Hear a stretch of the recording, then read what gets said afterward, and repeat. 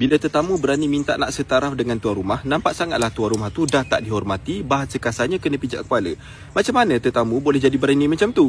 Sebab tuan rumah tak pandai jaga rumah. Beban kewangan kesihatan negara kita ni 100 juta terhadap warga asing. Diorang tak bayar bil sampai 100 juta. Bayangkan, orang berhutang dengan kita 100 juta. Kita nak buat apa?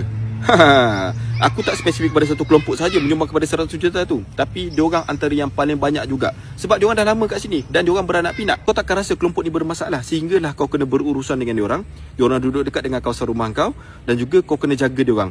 Baru kau rasa betapa bermasalahnya diorang ni, betapa sedapnya diorang menikmati sumber negara kita. Kau kena tanya misi yang duduk dekat klinik kesihatan ataupun klinik desa ni, yang pergi lawatan rumah, baru kau tahu susahnya nak jaga diorang. Kau kena tanya MA yang pergi ke lokasi kejadian untuk attend diorang, baru kau tahu betapa susahnya nak berurusan dengan diorang.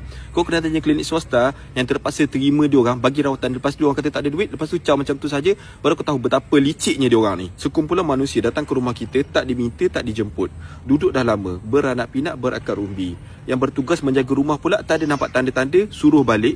Maka tetamu pun akan rasalah, oh, mungkin ni ikut rumah kita. Tuan rumah pun macam tak ada suruh balik pun, maka dia akan rasalah nak buat rumah tu macam rumah dia sendiri, sedangkan dia tetamu. Sebab tuan rumah tidak memberi signal, tidak menunjukkan kuasa.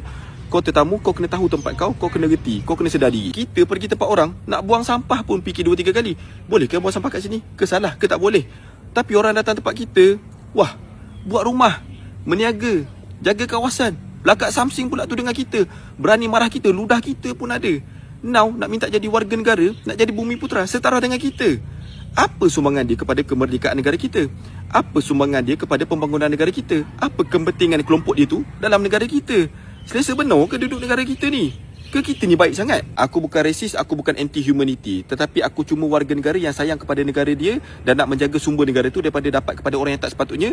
Dan tetamu kena sedar diri, dia tu tetamu, dan kita sebagai tuan rumah kena tahu bila tetamu tu kena balik. Okay? Itu sahaja. Bye.